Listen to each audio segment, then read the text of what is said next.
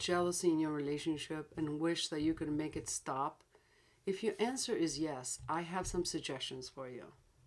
Welcome to the Ask Dr. Georgiana's relationship series. In my last video, I covered part 3 of my series, Managing Jealousy in a Relationship, and explored how one of my subscribers, Michael, from Houston, Texas, could increase trust in his relationship. I gave him 3 suggestions: to suspend his assumptions and find out why his girlfriend distrusts him, to take his girlfriend's concerns seriously and refrain from threatening to leave, and finally, to identify the things that he can do to rebuild trust, make a plan of action, and follow through. This week in part 4, I will be focusing on negotiating needs, another important step in developing emotional intelligence in your relationship. I am addressing this subject in response to an email I received from Isabel from St. Paul, Minnesota, who stated the following: Dr. Georgiana, I separated from my live-in boyfriend 2 years ago due to his uncontrolled jealousy. We have a 1-year-old daughter and we have to constantly negotiate the weekly visitation schedule. When he thinks that I'm dating and gets jealous, he becomes very irrational during schedule negotiations, and I often end up having my daughter unexpectedly. This forces me to have to cancel my plans at the last minute. Are there any negotiation tips that you could share with me to help me manage my ex better? And also, what do I do about his jealousy? Negotiation is part of life, and it is not only about haggling over the price of something. It takes place anytime 2 or more people want different things and wish to reach an agreement. When there's jealousy in a relationship, negotiation can be particularly difficult. Here are 4 concrete things that Isabel can do to help her negotiations with her ex go smoothly. Number 1, clarify with herself and verbalize to her ex what she expects to get out of the negotiation. It seems that Isabel has endured her ex's manipulations for a long time, and even though she knows that the open schedule does not work, she continues to leave it open. She needs to ask herself what she truly needs and tell her ex what that is. For example, she could tell him that she either wants to negotiate a permanent visitation schedule, which I would recommend, or that at the very least she expects to know the schedule 2 weeks in advance.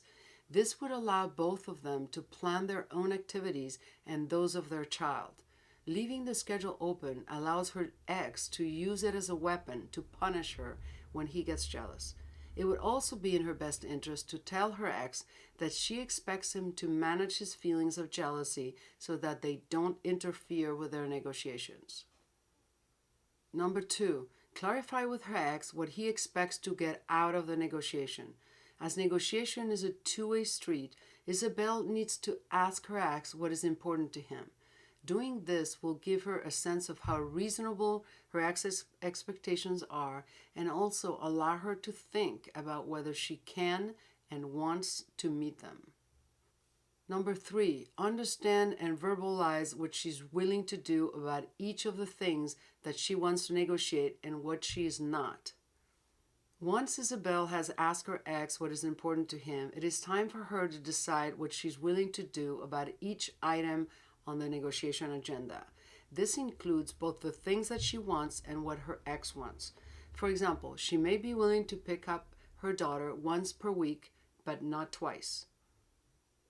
In terms of her ex's jealousy, she may be willing to agree to not bring any of her dates to the house until she's fully committed to a particular partner, but may not be willing to agree to not date at all. She may also be willing to let her ex know when she will be out of town, but not discuss with him whom she's with.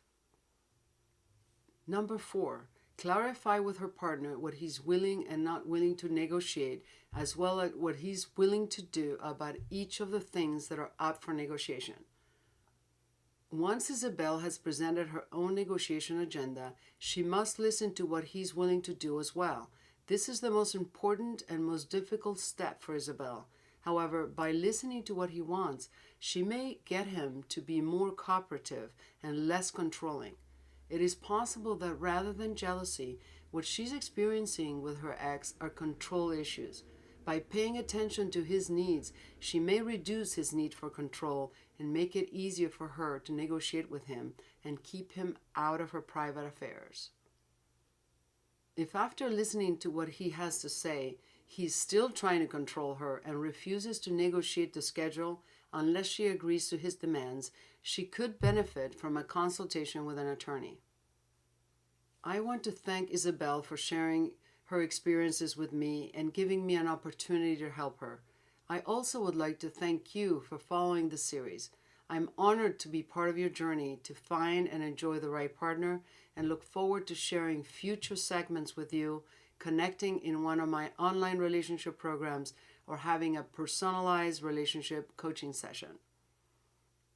If you have been successful at eliminating jealousy from a relationship, please share your wisdom in the comments section below. You can see the answer to many of my subscribers' questions and be notified when I post new articles by signing up to receive my online news bulletin at drgeorgiana.com.